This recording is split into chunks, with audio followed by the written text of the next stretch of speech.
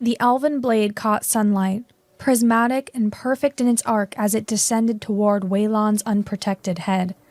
He pivoted at the last moment, his hammer rising to meet it. Crude black iron against starlight metal. The elf's lip curled. "Your kind never learns! That hammer will shatter!" But when the weapons met, the hammer didn't break. It rang. A single clear note that lingered in the air between them, resonant and haunting. The elf hesitated, ears twitching toward the sound. Waylon used that heartbeat of confusion to step inside the elf's guard. He drove his shoulder into the taller figure's chest. The elf stumbled backward, golden eyes wide with indignation more than fear. He recovered his balance with liquid grace and sheathed his sword. "A practice match is hardly worth bloodshed," he said, as though he hadn't been the one to escalate their sparring. "Another time, perhaps." Waylon watched him retreat toward the grove where the elven traders had established their seasonal market. Their weapons gleamed against the trees, beautiful artifacts that caught light and refused to release it. Perfect, untouchable, cold. "You shouldn't antagonize them," came a gentle voice from behind him. Waylon turned to find his mother, Rayleigh, gathering herbs along the meadow's edge. The basket balanced at her hip overflowed with spring flowers and bitter roots. Her hands were stained green from her work. "The elves bring what we need to survive winter." "They bring trinkets and take our grain," Waylon said, hefting his hammer onto his shoulder. "And they think we should thank them for the privilege." Rayleigh laughed. "Such certainty in one so young," she said, moving to his side. She reached up to brush his dark hair from his eyes, a gesture unchanged since childhood. Despite himself, he leaned into her touch. "Their kind lives for centuries, Waylon. They've forgotten more than we'll ever learn." "That doesn't make them right." She studied him, the son who'd inherited her stubborn jaw and none of her patience. "No," she agreed finally. "It doesn't. But it makes them dangerous when provoked." She nodded toward his hammer. "What does old Bren say about your work today?" "That my strikes are more heart than precision." Waylon grimaced. "He says I need discipline." Waylon looked away. At 17, he was nearly a grown man.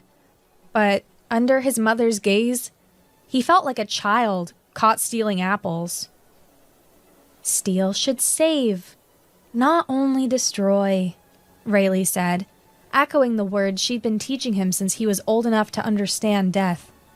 She touched his cheek, a healer's gesture, checking for fever. "When you forge with anger, you only forge pain." "What should I forge with?" Her smile was tired, but genuine. "Memory," she said. "Memory and love. The things that last." Waylon would remember those words months later, when he found his mother's body in the ashes of the healing house. The elven raiders had come without warning, a midnight storm of silver armor and cold efficiency. They claimed justice for an elven noble found dead on the border. They called it reciprocity, as if one life equaled a village. The healing house had been their first target, perhaps because it was where the wounded from previous skirmishes recovered. Perhaps because it stood apart from the village proper. By the time Waylon reached it, there was little left to save.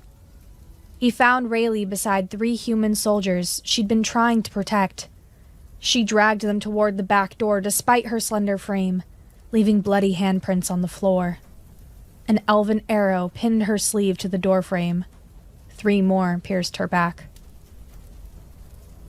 "Mother!" His voice broke on the word, a boy's sound from a man's throat. Her eyes flickered open, cloudy with pain. "Waylon." Her breathing was wet and labored. "Listen carefully."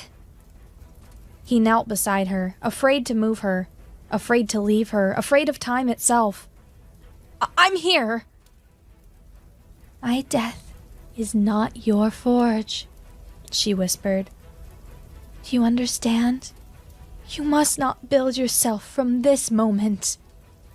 Don't, he begged. The other healers will come too late. Her hand found his, weak but insistent. Promise me, you will not let this break you into something unrecognizable. He couldn't answer, wouldn't lie. She gripped his hand tighter, with strength he hadn't known she still possessed. The soul remembers, Waylon. It carries every moment. Promise me you'll remember more than this one. I promise, he said, the words hollow in his chest. She nodded once, satisfied, and her eyes drifted past him to some unseen horizon. There, she murmured. There you are. And then she was gone. Waylon stayed beside her until dawn, until the village emerged to count their dead. Until they tried to pull him gently away. He shrugged them off and lifted his mother himself, carrying her through the market square where the elves traded their perfect, soulless trinkets, and toward home. Old Bren's forge hadn't seen fire in days, not since the raid. The anvil stood cold and accusatory, under a layer of ash when Waylon pushed open the heavy door. He'd expected emptiness. Instead, he found his mentor hunched over strange diagrams and the dim light of a single candle. Come in or stay out, Bren growled without looking up. Close the damn door either way. Waylon stepped inside and let the door swing shut behind him. You weren't at the memorial. No point in watching good folk put in the ground, Bren said, still studying his parchments.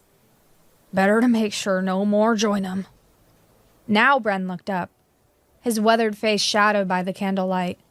His left eye, milky with cataract, seemed to glow. He gestured to the seat across from him. Sit down, boy. You look half dead yourself. Waylon remained standing. I want a sword. Course you do. Every lad who loses someone wants a blade to make the world pay. Bren's voice was unsympathetic. And I'm telling you, sit down. Something in the old smith's tone, not kind, but uncompromising, broke through Waylon's haze of grief. He sat. Bren pushed the parchment toward him. Tell me what you see. Waylon stared at the diagrams. They showed a forge, but unlike any he'd studied in his apprenticeship. The fire pit was deeper, ringed with strange runes. The anvil was inscribed with flowing script that hurt his eyes to follow. And the methods. This isn't possible, he said finally. Not with that attitude. No, I mean... Waylon traced the sequence with his finger. You're describing quenching hot steel in blood. The metal would warp. It would be worse than useless. Not if the blood is freely given, Bren said. Not if it carries memory. Waylon looked up sharply. What is this? Bren sat back, something like approval in his roomy eyes. Soul steel, he said. The old way.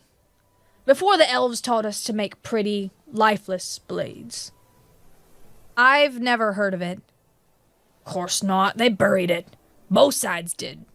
Humans because it was too much responsibility. The elves because they couldn't replicate it. Bren's voice lowered. They can make metal that catches starlight, but they can't make it remember. Can't make it sing. Waylon's mind raced. This is forbidden magic. No magic to it. Just truth.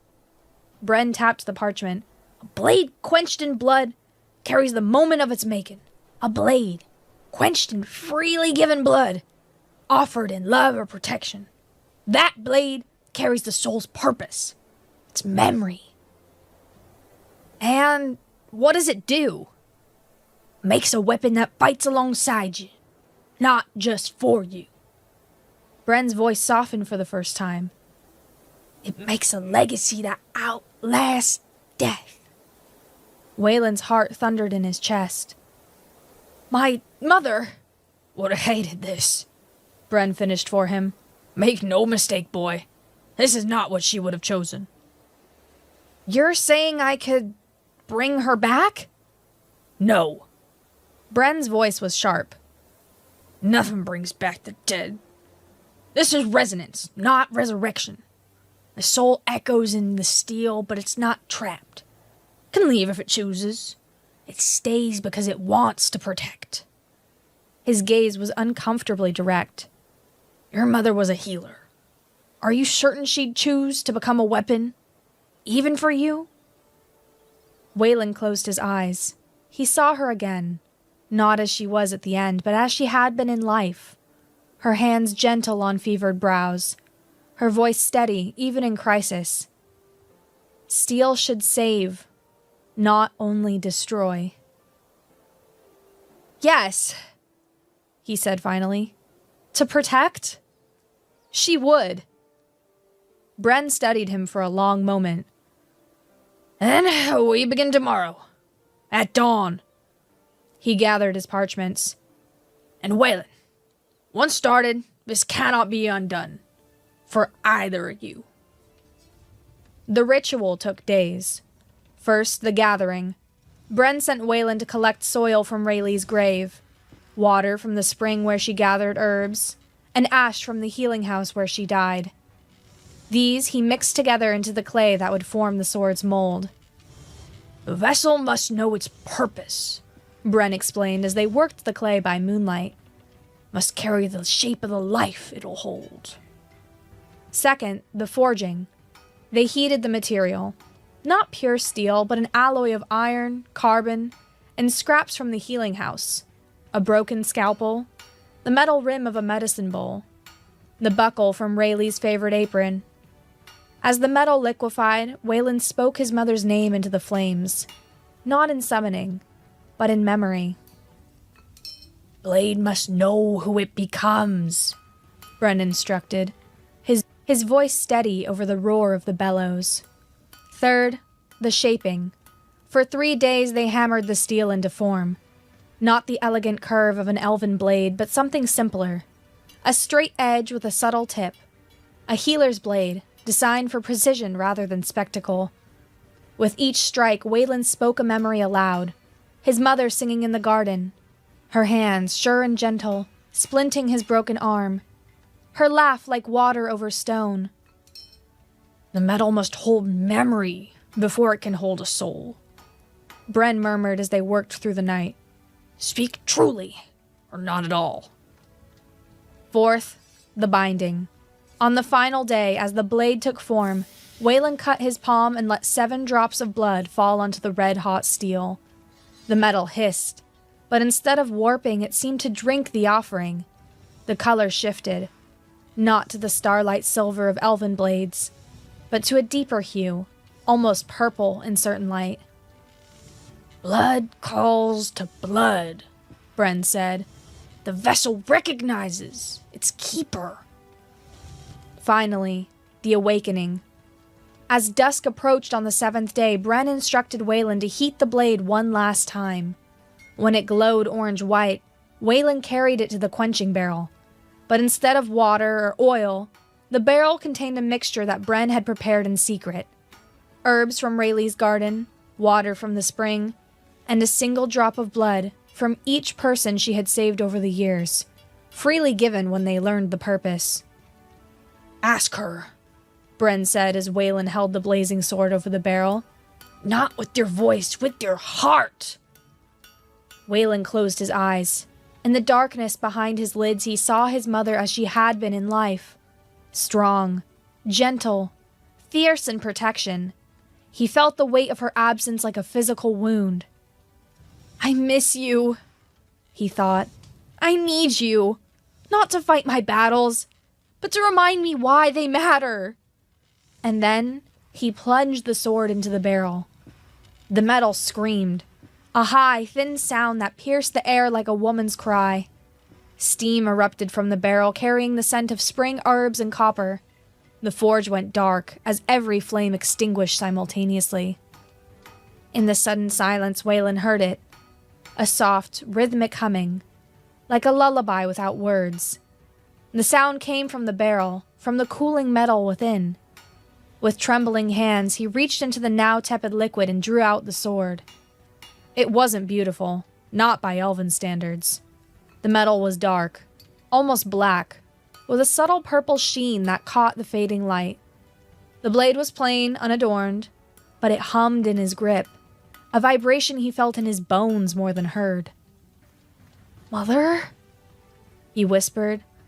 The sword pulsed once in his hand, a single, gentle beat, like a heart answering, and from somewhere beyond hearing, a voice whispered his name. Waylon. It wasn't speech, not exactly. More like the memory of his name in his mother's voice, carried on a breath of wind. Bren watched from the shadows, his expression unreadable. "What will you call it?"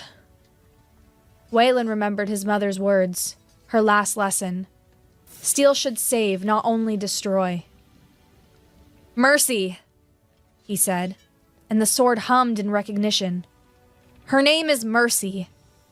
The first time Waylon used Mercy in combat, he nearly died from hesitation. The Elven Raiders returned a month after the forging, a smaller band this time, scouts rather than soldiers, seeking information. They attacked at dusk, emerging from the forest like the shadows given form. Waylon was at the village perimeter, helping rebuild the eastern wall when the first arrows fell. 2 guards dropped before anyone registered the attack. The third arrow would have taken Waylon through the throat if Mercy hadn't moved.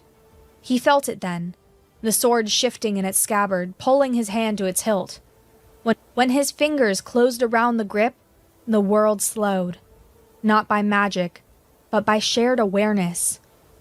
"Left," came the thought, in a voice like his mother's, but not quite. "Now." Waylon pivoted left without questioning, drawing Mercy in a single fluid motion. The blade intercepted the arrow mid-flight, not with the sharp edge, which would have glanced it off the shaft, but with the flat, batting it aside. The sword moved with him, or perhaps he moved with it, neither leading, neither following, a dance between memory and motion. The elven scout who'd fired the arrow stepped from the tree line, another already knocked. His golden eyes widened at the sight of Waylon's blade. "That sword," he said in accented common tongue. "It moved before you did." Waylon felt Mercy hum in his grip, a warning. "You killed 2 men who were rebuilding homes, not fortifications," he said, advancing slowly. "Why?" The elf's face hardened. "The court demands information. Your village harbors a forbidden thing." "You found it!" Waylon raised the sword. The elf fired. This time, Waylon didn't hesitate. Mercy guided his hand, turning just enough to catch the arrow on the blade's edge. The shaft split with a sharp crack. The elf dropped his bow and drew twin daggers, each gleaming with that unearthly elven luminescence. The elf moved with inhuman grace, his daggers leaving trails of light and deepening gloom. But for every thrust, Mercy had an answer. Not faster, but precision, as though the sword anticipated each attack before it began. The elf's frustration mounted with each failed strike. "Fight me properly!" he demanded. "Not with this corrupted magic!" "No magic," Waylon said, echoing Bren's words. "Just blood and soul." And then Mercy guided his hand into an opening he hadn't seen, a gap in the elf's guard created by overconfidence. The dark blade slid forward and opened a thin line along the elf's ribs. The elf gasped, more in shock than pain. He staggered back, pressing a hand to the wound. When it came away with wet, silver-blue blood, his expression shifted from disdain to something like fear. "That blade," he said. "It sang." Waylon felt it then. the low, mournful hum that emanated from Mercy. Not a battle cry, but a lament. The sound of his mother's grief at causing pain, even in defense. "Go back to your court," Waylon said, lowering the sword. "Tell them we are not defenseless." The elf retreated, gathering his wounded companions. At the forest's edge, he paused. "This isn't finished," he said, but the threat sounded hollow, undermined by uncertainty. After they vanished into the trees, Waylon stood alone in the gathering dark, Mercy still humming softly in his grip. He felt the weight of what he'd done, not the fight itself, but the unveiling. The world now knew what he and Bren had created. "Are you all right?" he asked softly. The question meant for the sword, for the echo of his mother within it. The blade warmed in his hand, not with heat, but with something like reassurance. The humming changed pitch, becoming almost melodic. Not forgiveness, exactly, but understanding. Word spread. Not quickly. There were no ravens or messengers, but like water finding its way downhill, inevitable and unstoppable. By midwinter, people began arriving in Sarn. They came alone or in pairs, these pilgrims of grief. A woman who'd lost her husband in a border skirmish. A father whose daughter had been taken by fever. A soldier with one arm, seeking to honor his fallen companions. All came to Waylon with the same request, a blade to carry their loved ones' memories. He refused them all. "This isn't a trade," he told a weeping mother who'd traveled 20 days through snow. "I can't sell you your daughter's soul." "I'm not asking you to sell it," she said, her voice rough with exhaustion. "I'm asking you to have it, to give her purpose beyond the grave." "That's not my decision to make." "No," she agreed. "It's hers. And mine. We've made it." Still, he refused, until the dreams began. They came first as fragments, faces he didn't recognize, pleading for his help, voices calling from formless dark. But gradually, they coalesced into a single reoccurring dream, a vast forge where spirits gathered, watching him with patient eyes. "They're waiting," Mercy whispered in these dreams, as I waited. "For what?" he asked. "Purpose. A vessel for what remains." He woke from these dreams drenched in sweat, Mercy humming beside his bed. The sword never spoke directly, not in waking hours, but he felt its concern like a physical touch. He sought out Bren. The old smith listened without interruption as Waylon described the dreams. When Waylon finished, Bren nodded once, as though confirming a suspicion. "The dead speak to those who listen," he said. "Always have." "But why me? Why now?" "'Cause you opened the door," Bren said simply. "You reminded the world that death isn't an ending. It's a transition." Waylon thought of the pilgrims he'd turned away, of their grief so similar to his own, of the purpose Mercy had given him when he might otherwise have been consumed by vengeance. "I'll help them," he decided, "but not as a business." Bren smiled for the first time in months. "Then I'll teach you." Spring brought more pilgrims, and with them, whispers from Thalaris, the elven capital. Rumors of discord in the Eternal Court, of factions arguing over how to respond to the human village that created weapons with souls. Waylon paid little attention to these murmurs. He was consumed by his work, learning the subtle variations of the forging ritual, understanding how different relationships required different approaches. A husband's blade for his wife sang differently than a mother's for her child. A friend's sword moved differently than a lover's.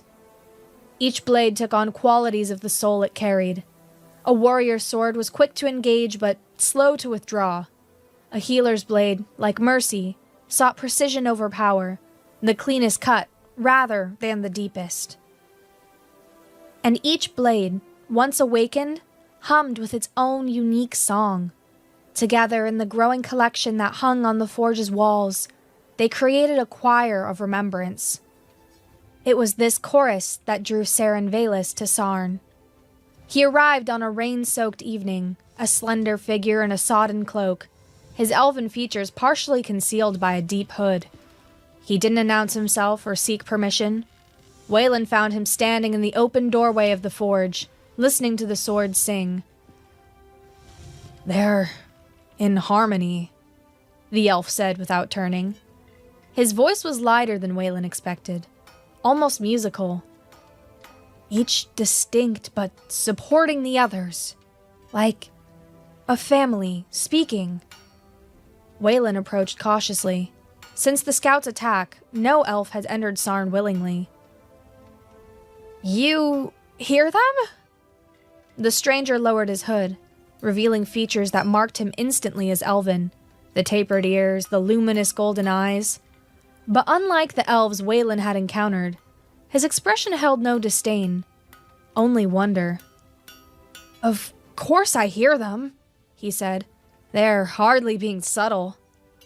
Something in his tone, wry, almost conspiratorial, eased Waylon's suspicion. "Most of your kind pretend not to notice." "Most of my kind pretend many things."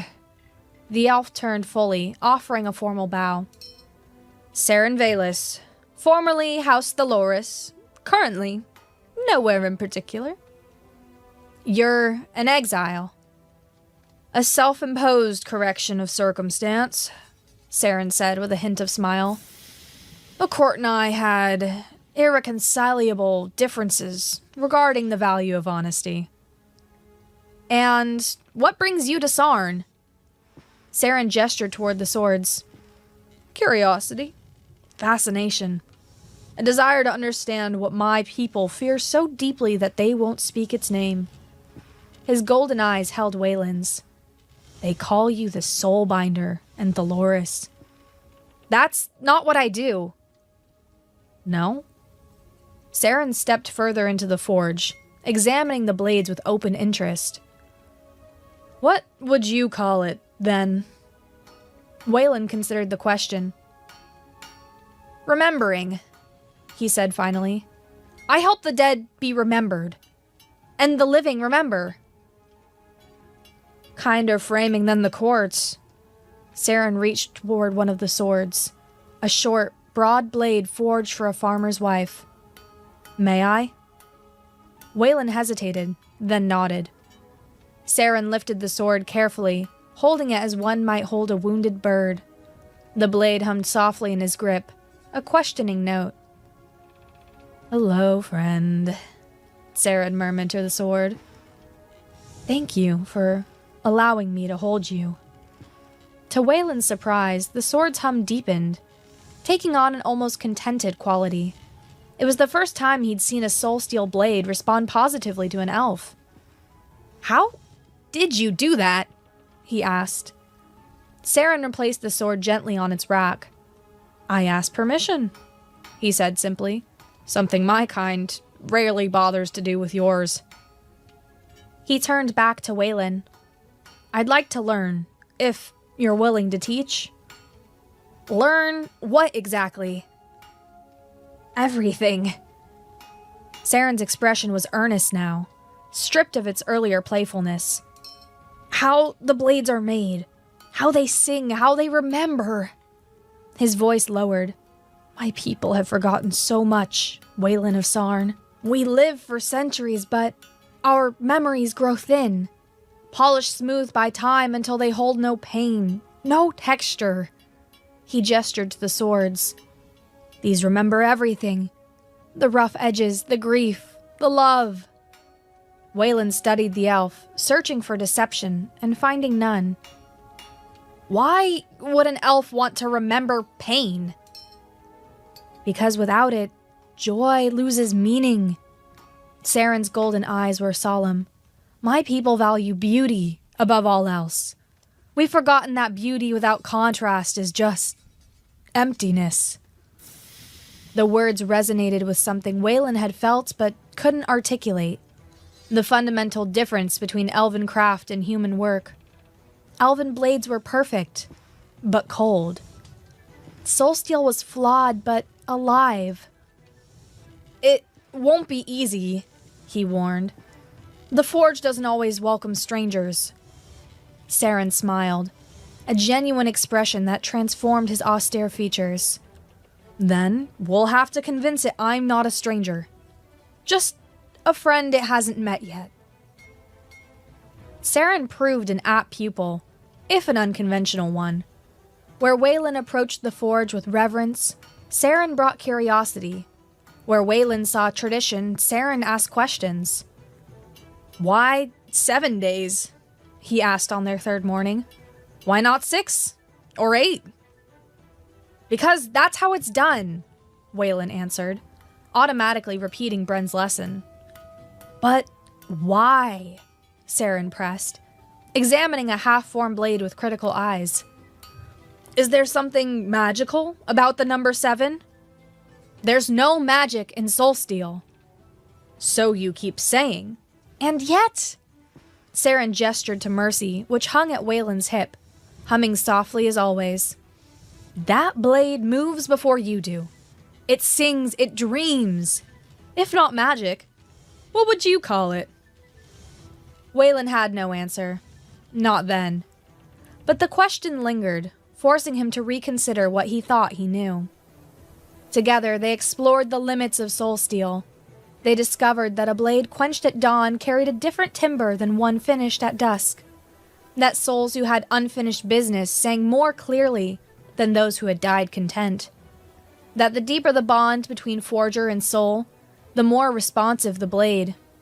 And Saren brought his own knowledge, ancient elven texts smuggled from Dolores, histories that had been suppressed for centuries. Look here, he said one evening, spreading a fragile parchment on the workbench. The script was flowing Elven, but parts had been roughly translated into human common tongue. From the Second Age, before the Sundering. Waylon leaned closer, struggling to decipher the faded words. The human smith binds memory to metal, he read slowly. A crude magic, but effective.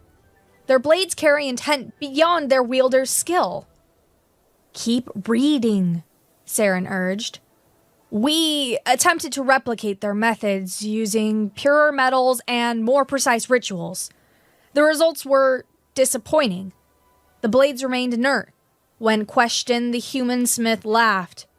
Your kind fears feeling too deeply, he said. Metal remembers what it drinks in formation. Your blood runs too cold to sing. Waylon looked up, meeting Saren's golden eyes. This is why the elves fear Soulsteel. Not because it's abhorrent, but because it's uniquely human.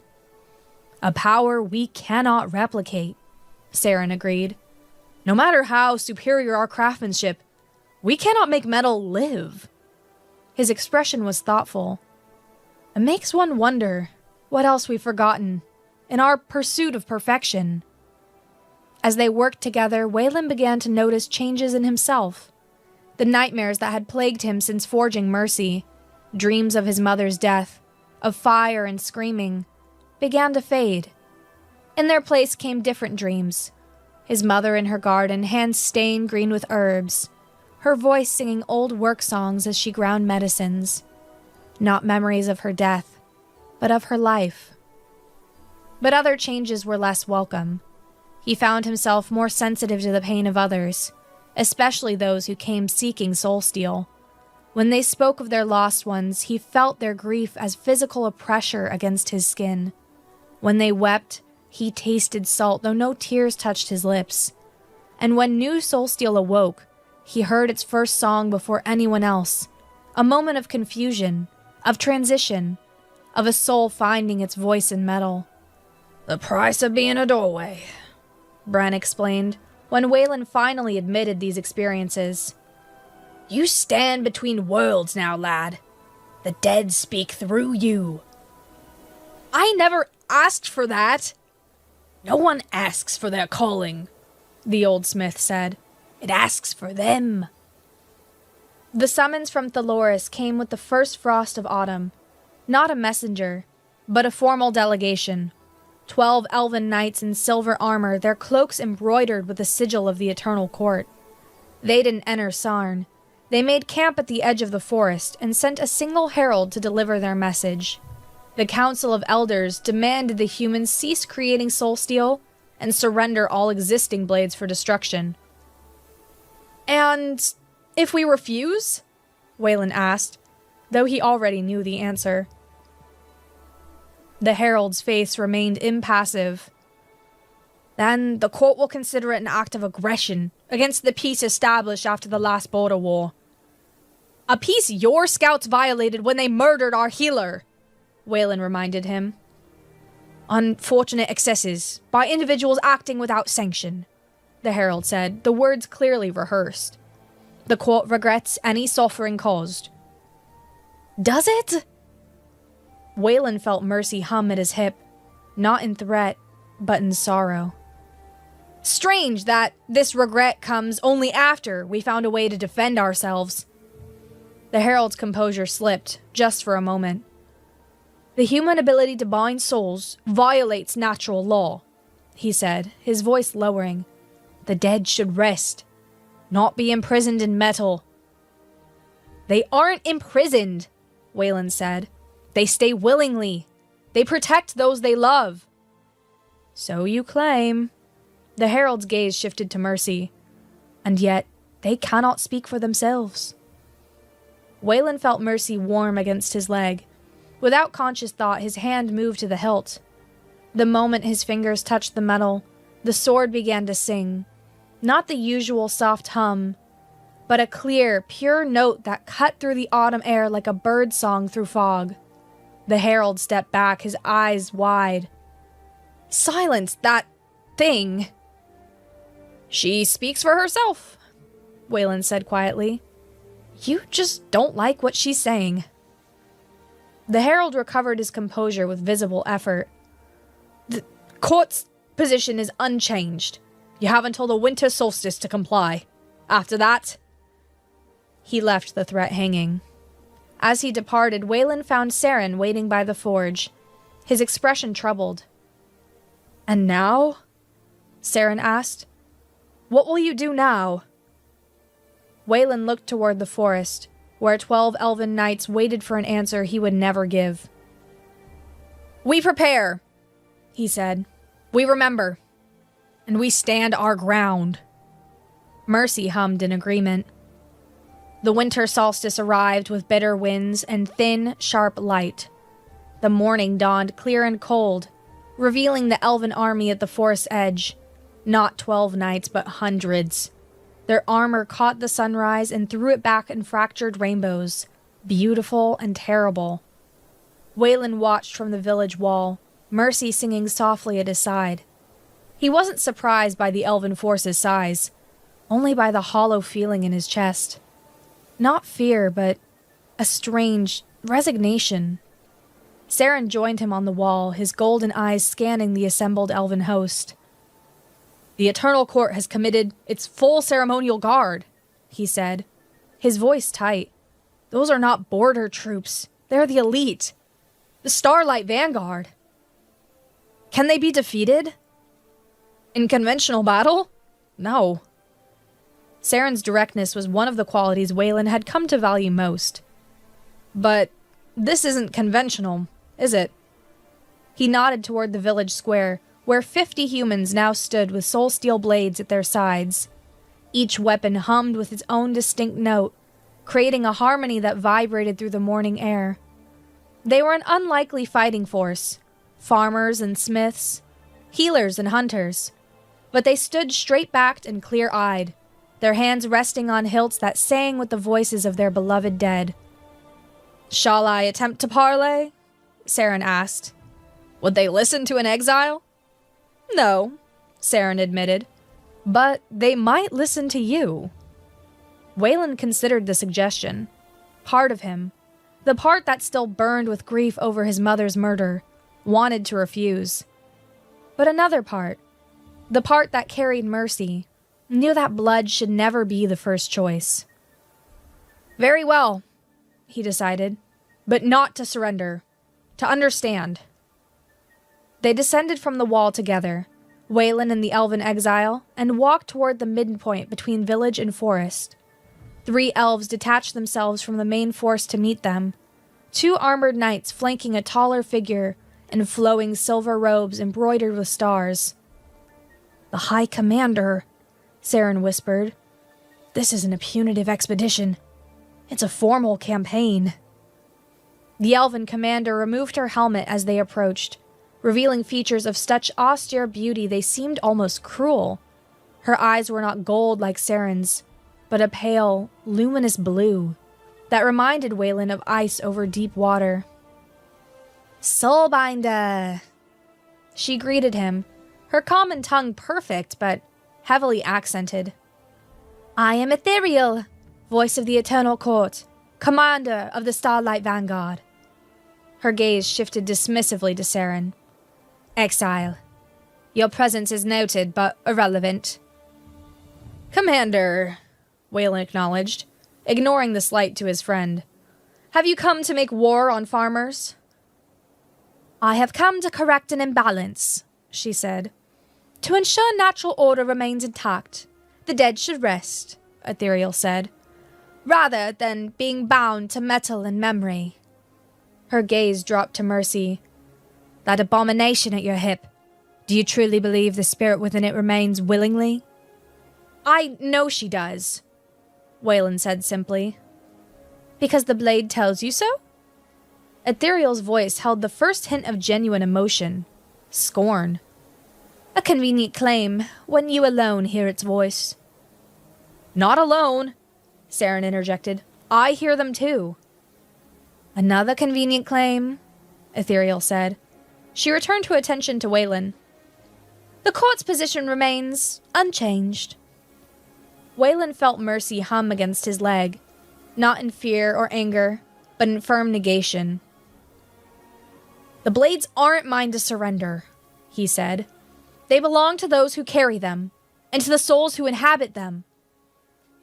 Then you choose war, Ethereal said, the words falling like stones. I will give you until midday to reconsider. As they walked back to the village, Saren spoke quietly. Did you see how she looked at Mercy? He searched for the word. Longing. Waylon considered this as they passed through the village gates. In the center of the square stood Bren, leaning heavily on a staff. The old smith had grown frail in recent months, his good eye clouded, his breathing labored, but his voice remained strong as he called to Waylon. Well, lad, will they say reason? Their kind of reason, Waylon answered. Surrender or die. Bren nodded, unsurprised. Then we fight. He gestured to the defenders. These good folk have agreed to a plan, while you are making nice with the tree folk. What plan? The old smith smiled, a fierce expression on his weathered face. We wake the old ones. The ancient forge was hidden deep in the mountains behind Sarn, a 3-hour climb up narrow paths half reclaimed by the forest. According to Bren, it was the original site where soul steel had first been created, centuries before the last border war. The old smiths hid their knowledge here, he explained as they climbed, his breath coming in harsh gasps. When both sides agreed to ban soul forging. Not destroyed, hidden, waiting. By we, Bren had meant himself, Waylon, Saren, and a dozen defenders chosen for their strength and determination. The rest stayed in the village, preparing what defenses they could against the coming assault. The path grew steeper as they ascended, winding between ancient pines whose branches blocked the winter sun. Snow crunched beneath their boots, pristine and unmarked. No one had walked this way in living memory. How do you know where to go? Waylon asked, supporting Bren's frail form as they navigated a particularly treacherous section. The blades always remember, the old smith said cryptically. They sang me the way in dreams. At a certain point, the path vanished entirely.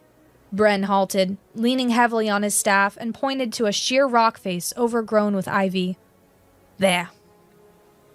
Saren stepped forward, his elven sight better suited to finding patterns in the green tangle. I see it, he confirmed. A door, hidden by time and nature. Together they cleared the ivy, revealing a stone arch carved with symbols similar to those Bren had shown Waylon on the soul steel diagrams. The door itself was iron, black with age, but untouched by rust. How do we open it? One of the defenders asked.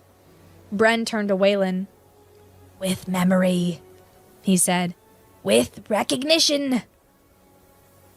Understanding, Waylon drew mercy. The sword hummed in his grip, its song rising in pitch as he held it toward the door. After a moment's hesitation, the other defenders drew their soul steel blades as well. The combined song of the swords filled the forest clearing, not chaotic, but harmonized, as though each blade knew its part in a greater chorus. The sound vibrated through the stone, through the iron, through the bone and blood. With a groan of ancient hinges, the door swung inward. Beyond lay darkness and the scent of cold stone. Bren fumbled with his pack, producing a lantern, which Saren quickly lit. The elven exile stepped across the threshold first, holding the light high. By the stars, he breathed.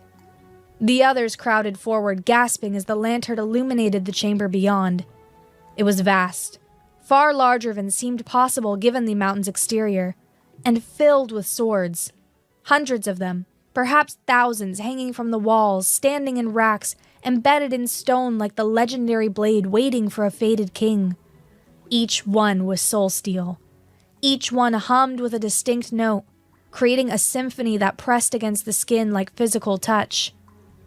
Forgotten blades, Bren said, his voice thick with emotion.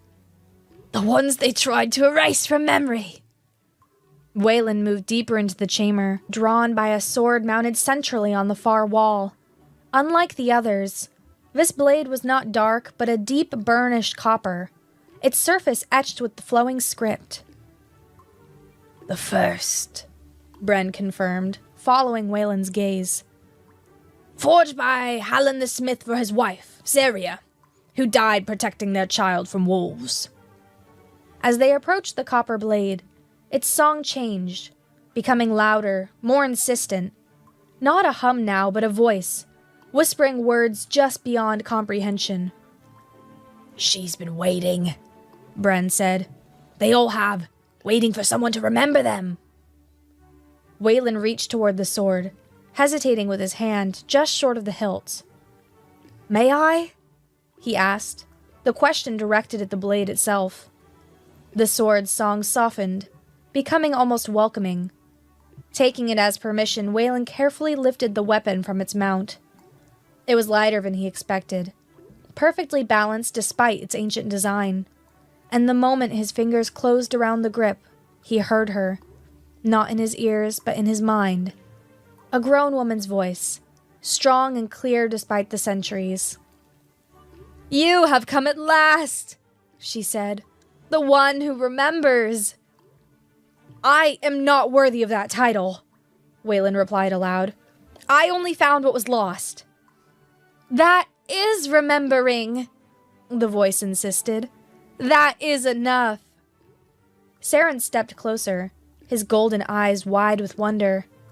You hear her clearly? Waylon nodded. Her name is Saria. She's been waiting a very long time. Too long, Saria agreed. But now the waiting ends. Now we fight. Against the elves? Waylon asked. Against forgetting, she corrected. The elves have forgotten what we died protecting. They have forgotten that death is not an ending, but a transformation. They have forgotten that love transcends flesh. Her words resonated with something Waylon had felt since forging Mercy. That soul steel wasn't about binding souls, but allowing love to endure beyond death. About remembering fully, completely, with all the pain that entailed. Will you help us? He asked. We will remind them, Saria promised.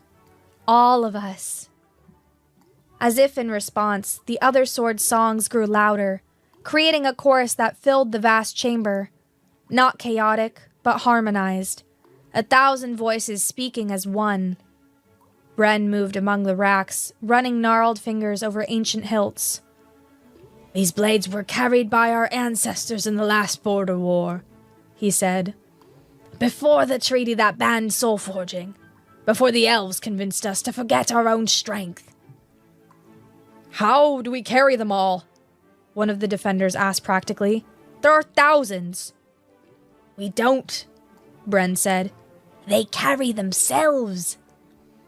And as if his words were a signal, the nearest swords began to rise, not floating through magic, but standing upright, their points against the stone floor, their hilts swaying as though held by invisible hands. We remember the way, Saria whispered in Wayland's mind. We remember how to fight. They returned to Sarn just as the midday sun broke through the winter clouds. The village square was eerily empty, the defenders having taken positions along the walls or in designated strong points. Only Bren remained in the open, leaning on his staff in the center of the square. The elven army had advanced to within bowshot of the village, their silver armor gleaming. At their head rode Ethereal, her helmet removed again, her pale eyes fixed on the human settlement with cold determination. Last chance, old man, she called to Bren. Surrender the abominations! Bren's laugh was a dry rasp. Come and take them, child, he retorted. If you can. Ethereal's perfect features hardened. She raised a hand, signaling to her forces. Elven archers knocked arrows tipped with starlight metal, drawing their bows in perfect unison. Fire, she commanded. 100 arrows rose, describing elegant arcs against the winter sky. But before they could descend, a sound arose from the village. Not battle cries or screams, but singing. The harmonized voices of 100 soul steel blades, rising in chorus. The arrows faltered mid-flight as though encountering an invisible barrier. Some shattered. Others veered off course, embedding themselves harmlessly in the frozen ground. Ethereal's composure cracked. What trickery is this? She demanded. Bren's smile was triumphant.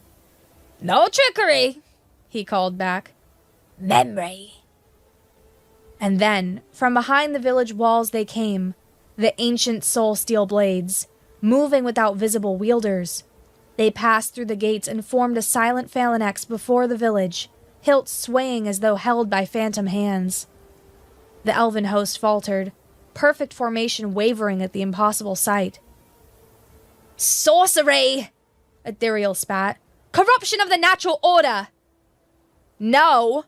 Came Wayland's voice as he emerged from the village gate, Mercy at his side and Saria in his hand. Just remembrance! The ancient swords advanced, their song growing louder. Where they passed, frost melted from the ground, grass greened, flowers pushed through snow, life responding to memory. The elven archers released another volley. This time, the soul steel blades rose to meet it, batting arrows aside with precise movements. Not a single shaft reached the village. Infantry, advance! Ethereal commanded, her voice tight with fury. The elven soldiers moved forward in perfect unison, drawing gleaming swords that caught the winter light and fractured it into rainbows. But as soon as they approached the waiting soul steel blades, their precision faltered. Some slowed, eyes wide with confusion. Others stopped entirely, lowering their weapons. What are you doing? Ethereal demanded. Forward! Commander! One of the elven captains called back. The swords! They're speaking! They're calling to us by name! Wayland understood then what was happening. The ancient blades weren't just defending. They were communicating, reaching across the divide between elf and human, between living and dead, between memory and oblivion. We remember you, they sang. We remember when we fought side by side, before the divisions. We remember when elf and human were allies. Lies, Ethereal snarled. Deception's meant to weaken resolve. But her soldiers hesitated, caught between her commands and the songs that called to something deeper than loyalty to the eternal court. In the moment of uncertainty, Wayland strode forward, Mercy humming at his hip and Saria singing in his hand. Saren followed, unarmed but resolute. Commander! Wayland called. Let us end this without bloodshed. The swords remember what your histories have forgotten. That humans and elves once stood together against greater enemies. That we can do so again. Never, Ethereal declared, drawing her own sword, a blade of such perfection it seemed to be made of captured starlight rather than metal. The court has decreed that soul steel must be destroyed. That the natural order must be maintained. What natural order? Saren demanded, stepping forward. The one where elves rule and humans starve? The one where we pretend death is an ending rather than a transition? The one where we fear emotion so deeply we can't bear to remember it? His words struck something in the elven ranks. Murmurs spread through the perfect formation, ripples in a still pond. Ethereal's expression hardened. Silence, exile, she commanded. Your treachery is noted. It's not treachery to question, Saren responded, only to blindly follow. The commander's patience snapped. With a cry of frustration, she charged forward, her perfect blade raised, not toward Wylan or Saren, but toward Bren, the old smith who stood alone and vulnerable in the square. Wayland shouted a warning, but he was too far to intervene. The soul steel blade sang an alarm, surging forward, but they, too, would arrive too late. Bren faced the charging commander without fear, his roomy eyes clear, his expression almost peaceful. As Ethereal's sword descended, he raised his hand, not in defense, but in welcome. The starlight blade passed through him with terrible efficiency. Bren's body crumpled, blood staining the winter ground, his staff clattering beside him. No! Wayland's cry tore from his throat, raw with grief and rage. Mercy keened at his hip, a sound of pure anguish. Ethereal stood over Bren's fallen form, her perfect blade slick with human blood. See the weakness of your kind, she called to the defenders. How easily you break! How completely you end! But as she spoke, something impossible happened. Bren's blood, pooling on the frozen ground, began to move. Not spreading randomly, but flowing in deliberate patterns. Runes similar to those etched on soul steel blades formed around the commander's feet, glowing with subtle inner light. And Bren's voice, impossibly, rose from the silence. The final lesson, lad, it whispered, seeming to come from everywhere and nowhere. The ultimate forging. The runes flared brighter. Ethereal tried to step away, but found herself rooted, her perfect boots somehow bound to the blood-inscribed circle. What trickery is this? She demanded, her composure cracking for the first time. Release me! Not trickery, came Bren's voice again. Just the oldest form of soul steel. Not a blade, but a binding. A reminder. The blood runes pulsed once, twice, then flowed upward, impossibly defying gravity, to encircle Ethereal's starlight sword. The perfect metal sizzled where the blood touched it, not marring its surface, but changing it somehow, altering its fundamental nature. What are you doing? Ethereal cried, trying to release the hilt but finding her fingers locked around it. Giving you what you lack, Bren's voice replied gently. Memory. The transformation completed in seconds. Where the starlight blade had been coldly perfect, it now held a subtle depth. Still beautiful, still deadly, but no longer empty. And from its length came a sound elven weapons had never made before. A low, resonant hum that vibrated through the winter air. Ethereal stared at her transformed sword in horror and fascination. "What have you done to it?" "Not to it," Waylon said, understanding at last. "To you." The commander's pale eyes widened as the sword's song deepened. Her perfect features contorted. Not in pain, but in an emotion far more complex. Grief. Recognition. Remembrance. "You hear it now," Waylon continued, approaching slowly. "The voice your kind has denied for centuries. The memory you chose to forget." Tears, perhaps the first she had shed in her long life, tracked down Ethereal's perfect cheeks. "It speaks," she whispered. "It remembers me." "All blades remember their wielders," Waylon said. "But only Soulsteel speaks that memory aloud." The transformed sword hummed in Ethereal's grip, its song shifting from mourning to something almost like joy, the sound of recognition, of connection long denied. Around them, the elven host watched in stunned silence as their commander communed with her changed weapon. The Soulsteel blades that had risen to defend the village settled, their songs quieting to a gentle murmur. "This is what you feared," Saren said, addressing not just Ethereal, but all the assembled elven soldiers. "Not that Soulsteel would bind souls against their will, but that it would remind you of what you lost in your pursuit of perfection. The connection between memory and feeling, between past and present." Ethereal lowered her transformed blade slowly, her tear-streaked face revealing an emotion no human had ever seen on an elven countenance. Wonder, tinged with regret. "We thought it was abomination," she said softly. "But it was remembrance.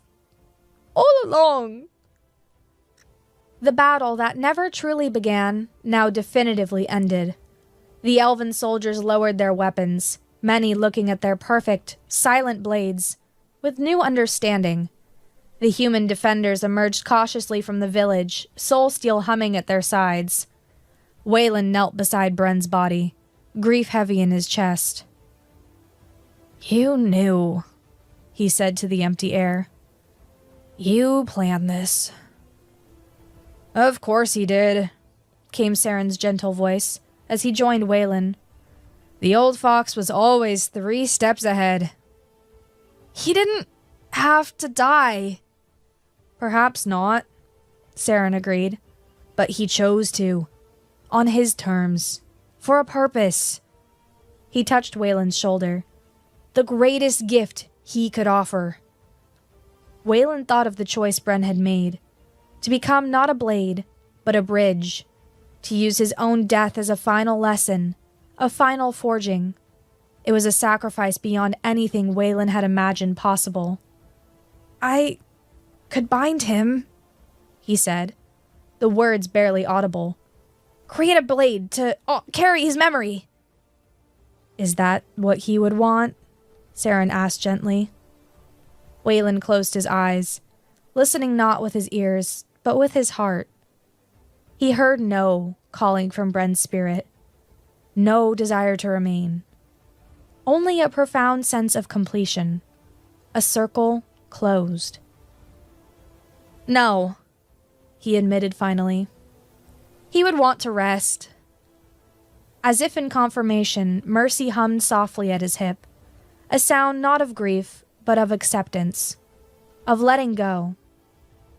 Ethereal approached them, her transformed sword quiet now at her side. Her face, still streaked with tears, had lost some of its inhuman perfection. She looked older, wiser. "The smith's sacrifice will be honored," she said formally. "The court must know what has happened here today. not human defiance, but human wisdom. She hesitated, then added, I cannot promise peace, but I can promise remembrance. That's enough, Waylon said, rising to his feet. Remembrance is where peace begins. The elven commander nodded once, acknowledging the truth in his words. You will not forge more soul steel? She asked, the question genuine rather than demanding. Waylon looked around at the ancient blades that had risen to defend the village, at the soul steel carried by the human defenders, at Mercy humming faithfully at his side. He thought of all the souls within them, not trapped, but transformed, not ending, but continuing. No, he decided. There are enough memories in the world already. We need only listen to them. Spring came again to Sarn. The village rebuilt what had been damaged in preparation for a battle that never truly occurred. The ancient soul steel blades were returned to their mountain sanctuary, not hidden this time, but preserved. A testament to the memory rather than a secret to be feared. Waylon stood at the new forge he had built on the village's edge, not for soul steel, that chapter had closed, but for tools, for plowshares, for the implements of life rather than war. Mercy hung on the wall nearby, her song a gentle counterpoint to the rhythm of his hammer. Later, as twilight softened the edges of the world, Waylon stood alone at his mother's grave. Mercy hung at his hip, her song gentle and familiar.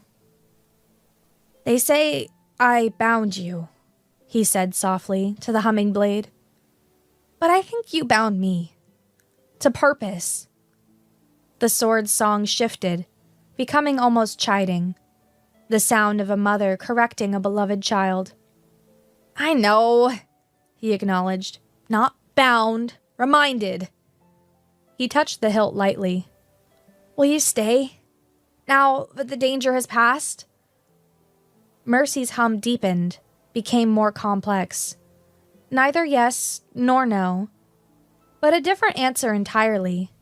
A reminder that presence and absence weren't absolute states. That memory blurred the boundaries between them. For as long as needed, then, Waylon interpreted. Until I remember on my own. As darkness fell, he made his way back toward the village. Behind him, silent but watchful, the ghost of a healer walked, not trapped, not bound, but choosing to remain. And somewhere in the deep mountain forge, ancient swords sang softly to themselves, waiting for a time when their memories would be needed again, not as weapons, but as witnesses. Not as instruments of war, but as testaments to what remained when everything else was lost. The truth that humans had always known, and elves had fought so hard to forget. That beauty without flaw is empty. Perfection without pain is meaningless. And memory, with all its jagged edges and tender wounds, is the only immortality any of us ever truly claim.